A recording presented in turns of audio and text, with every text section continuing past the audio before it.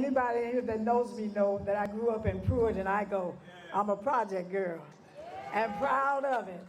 I have nothing to be ashamed of. Some people say bad things about Pruitt. I go, I don't have nothing but good stuff. Most of the time when they interview me, they don't write what I say because I got good stuff. It was good for me. Okay, that's how I originally got started. As we lived in the project back in the days, there was a lot of singing groups.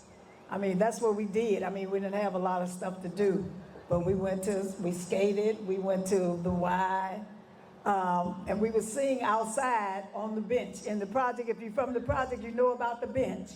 Everything happened on the bench.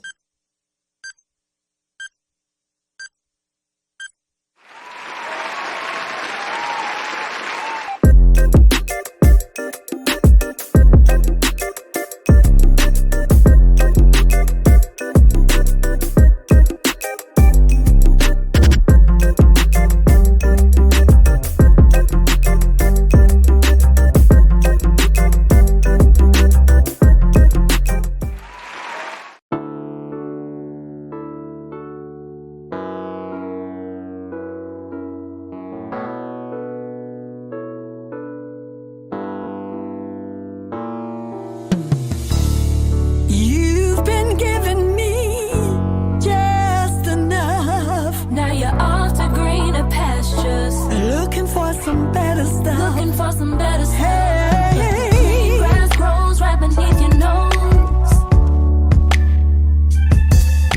I'm sitting here right ready, waiting for you, sitting for you. But the green grass grows right beneath your nose. Today we have a very, very special guest in the name of Miss Riley. And so many of you know her from her restaurant, which is Sweetie Pie, here in St. Louis, but she's all over, not just St. Louis. And the name of this show today is A Mother's Love on Father's Day. And it's ironic that we named it that because of the love that she has shown in spite of some of the things that she has went through. And not just her, but all mothers. Mother's love is unconditional and so inspiring. And with that being said, Harry, do you have anything that you want to kind of share right now to get this started? Yes, I do. See, you mentioned Robert, Sweetie Pie restaurant. I'm talking about when she used to sing with who? Yeah, Yeah. that's right. Hey, she was a singer. And so what we're trying to do today is let you know when you have a dream, follow your dream. Don't let nothing come in between you and your dream. When you dream something, all you have to do is look at the consequences. If the consequences is not jail or something like that, follow your dream, man. Follow your dream. Don't let anything get in the way of your dream. Like she did, she followed her dream. But we also want you to understand other things too, man. Along the way, we want you to understand today is Father's Day, but we want you to understand mother's love. Sometimes mothers have to fill in for fathers too. But we also want you to know this, that in the process of her doing this, we want to know that if you're a son, a man, anybody, don't go to jail. Because when you go to jail, you take a lot of people with you. You ain't going there by yourself.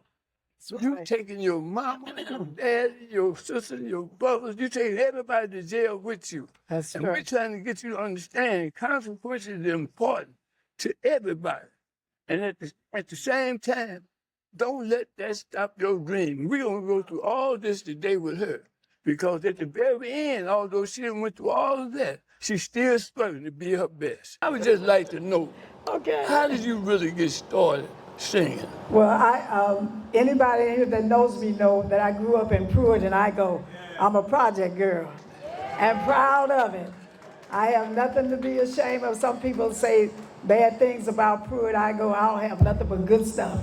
Most of the time when they interview me, they don't write what I say because I got good stuff. It was good for me. Okay, that's how I originally got started.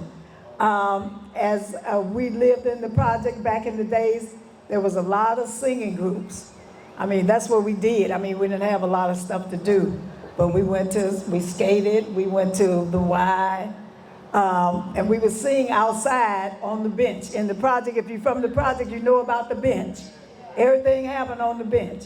So we would go out there and sing as a group called the Rhythmettes. And when I got ready to record, we were working with a man called Art Lassiter, and we changed our name to the Ardettes. And so when I got ready to make Fool in Love, which was Tina's first song, he came and got us to sing background.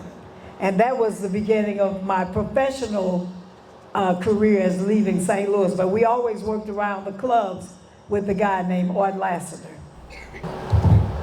So starting off in the project, Uh-huh.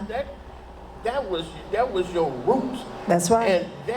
And to just hearing what you just had to say just now, it seems as though those roots are what propelled you to go on and do bigger and better things. Right, sort of, kind of, but what propelled me was my mom. My mom was a stay-at-home mom. She cooked. Even though she was a stay-at-home mom, she managed all the money. She paid all the bills. Daddy worked, but he gave her the money to pay all the bills. But she stayed at home.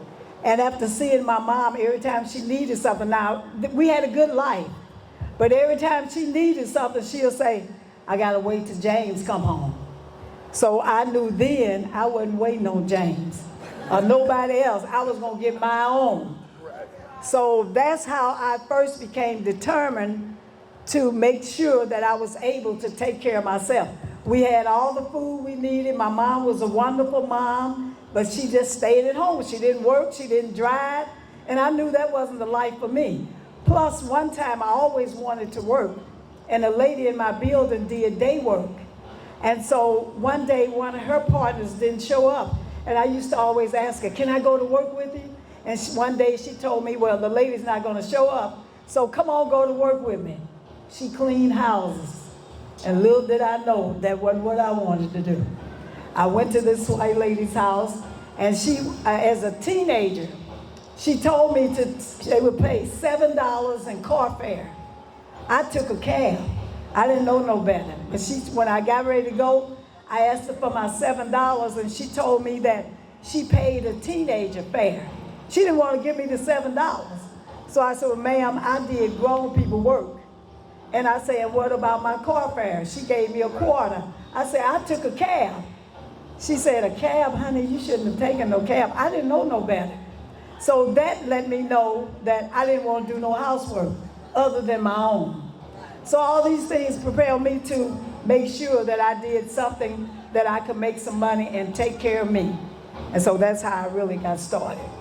That just goes to show you that sometimes setbacks can actually be the motivating That's force right. That's that can right. cause you to go on and be who you truly are meant to be. Exactly. And that just, who would ever thought that quarter, that day, That's right. would make that big a difference in your life? That's right, and it really did. It really did. I never did another housework other than my own, or somebody I knew helping to do something. I was determined I wasn't gonna clean no houses. In fact, I don't like no clean house myself, because I get up and live in mine like I want to. I pay the bills. Right. So anyway, okay. Right. All right. Sound like you're telling my story. Hey, I'm sure a lot of people, I mean, I love a clean house, don't get me wrong, but it ain't important that I gotta clean it every day, because I live by myself. I don't even have to have no company. If my house too dirty for you, when I used to come to St. Louis all the time, I would stay at my mom's house, and I'd have my friends come over, and I would always clean up my mother's house. And one day my mom told me, honey, if my house too nasty for you, you go somewhere else. So she didn't have to tell me that but one time. So when I came home, I would just enjoy her house. Okay. So, Now I want to ask you this. okay. Now, Switch I know, mics. I know for a fact. You got it? I know for a fact that you love to sing. I do. And so, I mean, did somebody have to tell you to sing? Did you sing by yourself? Did you sing? Did you Well, love? I sang in grade school because, I hate to say this, but it was a way to get out of class. So every time they had a talent show or something like that, I would sign up for it because I knew we would get out of class for that. But then the girls, I sang in church. I started out in church, a True Light Baptist. I started out singing, okay, in the choir. Yes, that's where I started. So I always like to sing. I mean, I tell everybody singing is my first love and chicken is my second. So I love both of those things. Money third, the Lord first. Okay. I'm glad that you told that, because anytime you have a dream, you should wake up wanting to follow that dream. Don't let nothing get in the way of your dream. Don't let anything get in the way of your dream. Like she said, she'll shine up all the time. Every time it's talent show, she'll shine up. Yes. Because she wanted to be heard. You know what I mean? And we want you youngsters to do that too. That's we right. want you youngsters to do that. Now we're gonna move a little further along. Okay. Because we just got a limited amount of time. And now we want to come to where, after you stopped singing, what made you come back to St. Louis, open up a sweetie pie? Okay, so when I was singing, everything was segregated. I mean, it was like in the 60s, and we as black people, we could sing in the clubs, but we weren't allowed to go out into the audience. So that's how basically, you know, my life started, as knowing what I wanted, what did I want to do, and things like that. So I had a health problem. I had a lung problem called sarcoidosis. And every time I get on stage, my lung would collapse. And so I didn't want to have the surgery. The doctors they explained it to me like it was an inner tube. You got a hole in it, you got to fix it. But me, I didn't want that scar on my body. So he said, well, either you got to stop singing or have the surgery. I decided to stop singing after singing for years behind everybody. I mean, years with Ike and Tina, Dr. John, Nancy Sinatra, Barbara Streisand, the Stones. After being out there all those years, I decided, well, shoot, I've done that enough. I'm going to stop. And I moved back to St. Louis, not knowing what I was going to do. And one day, my little dog ran out in the street, and I screamed to call him back, and I collapsed my lung again. So I had to go and have the surgery. Well, since I was here, I gave up singing. I decided, well, I got to do something. So I went to it was Jewish at that time, and I trained to be a dialysis technician. My girlfriend said, well, people are going on dialysis and you can make a lot of money. So you might as well come on over here. Because I didn't quit rich, so I had to have a job. So she told me about that. I went to Jewish, trained, did dialysis. And then when I got to the point where I couldn't go, Barnes and Jewish merged. You that live here know what I'm talking about. They merged, and they didn't give me my seniority. I either had to go back to school or do something else, you know, to become a nurse or what. I couldn't do that because I got to pay my bills. So I decided, well, everybody, when things were segregated, I'm kind of going around, but when things were segregated on the road, my mom had 9 kids. She taught me how to cook. And everybody said I was the best cook. So when we would get the opportunity to rent a motel with a kitchenette, I would cook. So when I came back to St. Louis, reached the higher level, couldn't go any further, I decided, well, everybody said I could cook. I'm going to open a restaurant. I didn't want a 5-star. I just wanted my people to be able to come have a real nice, clean restaurant. And that's what I did. I set out then, didn't know how I was going to do it because I didn't have no money. I went to a place on West Florissant, which was a bakery. I know one day I saw a sign. I thought, now, people that believe in this will believe me, and the people that don't, I'm sorry, but it's the truth. So I saw this sign on the window that said Felice. I kept saying, I'm going to go by there. Maybe 3 or 4 months later, I went by there. The sign was gone. So I went into this building, and I asked this man. It was an Italian bakery on West Florissant and Chambers.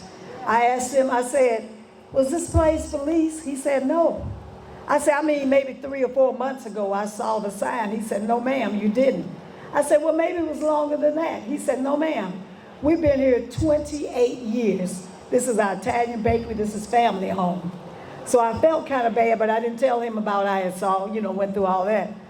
Then I told him, I said, well, I was cooking pies in my house, and I would sell them to my friends and things like that, just trying to make money any way I can. I always knew I loved money.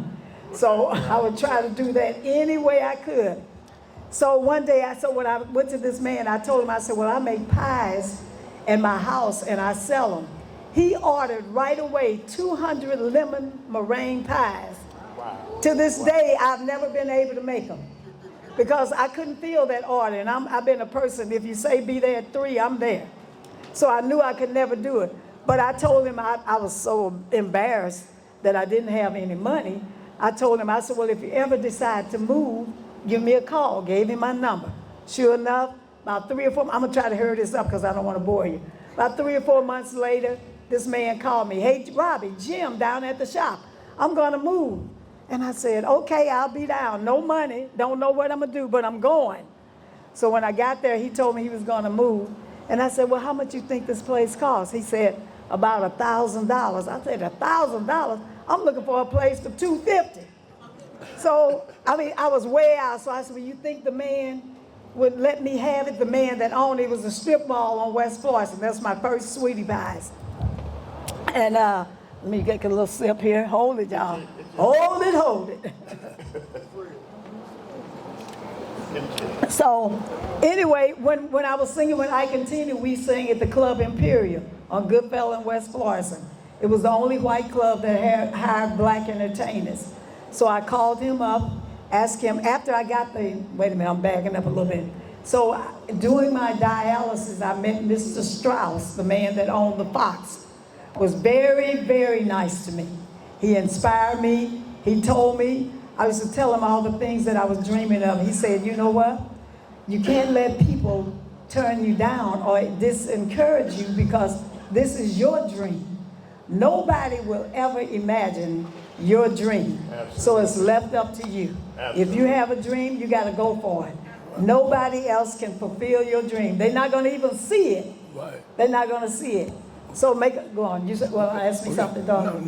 No. He's telling about our time thing. So I want to get. Okay. So I'm going to hurry it up because I got to sing over there tonight. I don't want to talk too much. This is one thing I want to ask you now. How Okay. many sweetie pies have you had? I've had about 12 sweetie pies. Your mic is not working. Let me ask you a question. Okay.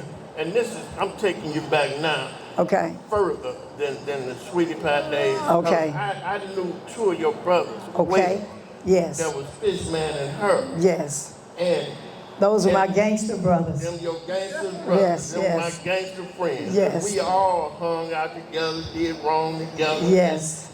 But we still loved on one another. Right, that's right. And the thing about that is that the reason I bring that up is because of the work that we're doing. Okay. It's with youngsters and that's out there doing wrong. Now I know it's not you sitting up in here, but we all have kids, grandkids, and these are all messages that we can pass along to our youngsters. And we're gonna be able to give you all some cards and so that you be able to make connections with us because we do have means of being able to provide and connect some of these young folks with some of the services and the people that need this help. But Yes. getting back to Fishman and her, Okay. see, you so, and I know they was in and out of trouble going Yes. to jail just like me and my brother Harry was, because we was in and out of prison over and over again. Yes. So you didn't just start Oh, no. dealing with family members No. in jail and getting in trouble with your son. This is That's something right. that goes back as far as your brothers. brothers. Yes. And so how did that affect you then and now with what you're going through with your son? Oh, let me add something to that now before you answer, so you can answer all this at the same time. Okay. Because we kind of pressed for time. You do have a son Yes. that's locked up. Yes. And that's one of the reasons that I wanted to talk to you, because I know you have been through some changes Yes. with your son. Yes. And I want these youngsters to hear how that has affected you, because I know that you would spend any amount of money you possibly can to get him free.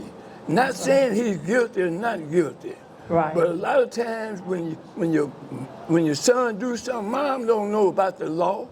So Right. she can get hoodwinked, she can get messed around, trying to spend money here and there, because she wants to get her son back with her. Right. You know what I mean? That's true. And so she done went through some changes, and I want you all to know that she been going through some changes with her son, because she Yeah. want him back with her. So That's we right. want these youngsters to know, when you do something, whether you're guilty or not guilty, your mom and other people love you, gonna suffer. So don't cause that pain to them. That's Now, true. why don't you tell Well, them? as a parent that has a son locked up, in fact, my son has been locked up before, but it wasn't as tragic or devastating as it is now. So people will say, well, I ain't gonna help him, I ain't gonna do that. Well, maybe you won't help yours, but my son is my son, and I'm gonna stand behind him whether he did it or not, because I love my son. And it's just like, you know, if you got a car and the wheel gets broke, you don't get rid of the car. You don't get rid of the car. You stay there, you put another tire on it. Well, my son, all he's got is me. And I'm going to stick behind him. A lot of people say, well, I wouldn't do that for my son. Well, I'm glad I'm not your son, because I'm definitely going to do my son. Every penny, I've been tricked by lawyers. Everything that has happened to me. But when my son first got in trouble, I died inside. I mean, it was devastating. I mean, I couldn't sleep, couldn't eat, couldn't look at people, because when my son got in trouble, we were in the public side. We had the TV show, and everybody was on the podcast beating me up. And I'm like, how they beat me up? This is my son. I didn't have nothing to do with it. I ain't never heard of beating up Jeffrey Dahmer's mother. But I'm a black woman, and you beat me up. And that just took my heart. I mean, it just hurt me so bad, because so many people claim to love me. But when my son got in trouble, everybody turned their back. Not my family, but everybody. And then when you would see people, you wondered, this is one of the ones that's talking about you. You know, but in my heart, I was devastated, because even though my son, like I say, if he did it or not, he's still my son, and I love my son. Now, don't get me wrong, I love my grandson. And it's a hell of a position to be in, saying that your son did something to your grandson. I love both of them. But my grandson is gone, I can't help him. But I can help my son. And I pray to God that if he gets out, that he'll make a turn. My son was a smart man. And to this day, black people don't kill people for insurance. So that's what they're saying my son did. It was a conspiracy that he had somebody kill my grandson. Well, it's a whole story. I don't know it, because I wasn't there. But I do know we don't kill each other for insurance policies. You know, I know that. So I'm fighting for my son till I'm praying to God that I live to see him get out. Because I'm still building my legacy. And I only have one son. My other son got killed many years ago. And so I'm trying to live long enough to make sure that my son get home. But I'm telling you, as a parent, there's no hurt like your family member going to jail. I mean, there's so much stuff. My son is in one of the worst prisons that you could have. They'd stay on lockdown 24/7. He didn't do the murder, but they sent him to the worst prison.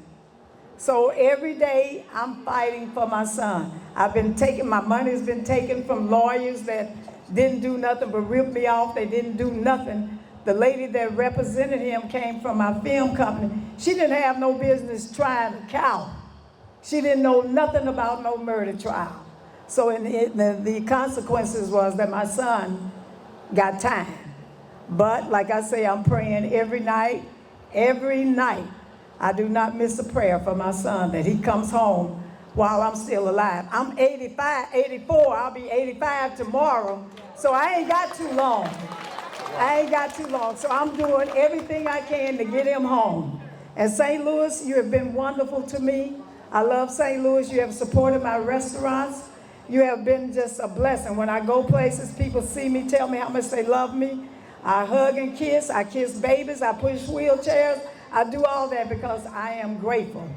But like I say, the young men today, please get you a goal, set your goal. It won't be easy. That's right. It's not going to be easy, but you got to believe, and believe in yourself, because you're the only one can do it. Like Mr. Strauss said, that's your dream. You can only make it happen. I don't care if a person give you a bunch of money. If you don't have that drive and that desire, you're not going to make it. It's just money gone. But if you got your dreams and the things you believe in, it can happen. Okay? All right. I don't know who turned their back on you. I'm sure it's a whole lot. I got more love than I can backstabbing. tell you this. That's right. we with you. I believe you. Yeah, I appreciate me and you. the people that's in here, we are with you, and that exemplifies the name of this show today. A mother's love on Father's Day. All right. What a mother go through, it's just unmeasurable. It's Yes, immeasurable. yes. And we know this. Yes. And I know you gotta go. You gotta do a sound check. 'Cause Yeah. you're still doing more than one thing. Yep. You I do it all. You cooking, you singing, Cooking, singing, doing it all. You're doing interviews, so we ain't gonna try to hold you forever Okay. as much as I would want to, and I'm sure they would want to hear more from you too. Okay. But hopefully we can get you to do another show with us in the near future, where people will have a chance to be able to see and hear you again, because we have a podcast, which is Working on Real Dreams. And I'm going to try to get her today to make a commitment in front of everybody that she will to share some more of her story with us. But the rest of it, we can't be shared today because she's going to do some singing too. No, not singing, singing. Singing, She's singing. going to do some singing. How many is ready for Miss Robbie to hear Miss Robbie perform? Thank you. So this is what we're going to do real quick. I'm going to steal Miss Robbie because she got the sound check. Mr. Fred and Harry, the founders of Word. Did you all enjoy this? Are you enjoying this? They're going to give you more information and details on how you can follow them, and they're going to take a few questions as to what they're doing. So in just a moment, I'm going to turn the floor over for that. But Miss Robbie, thank you so much. Okay. I'm going to steal you. Thank you. if I Thank you, can. everybody. And give her a hand, ladies and gentlemen. Thank you. Thank you.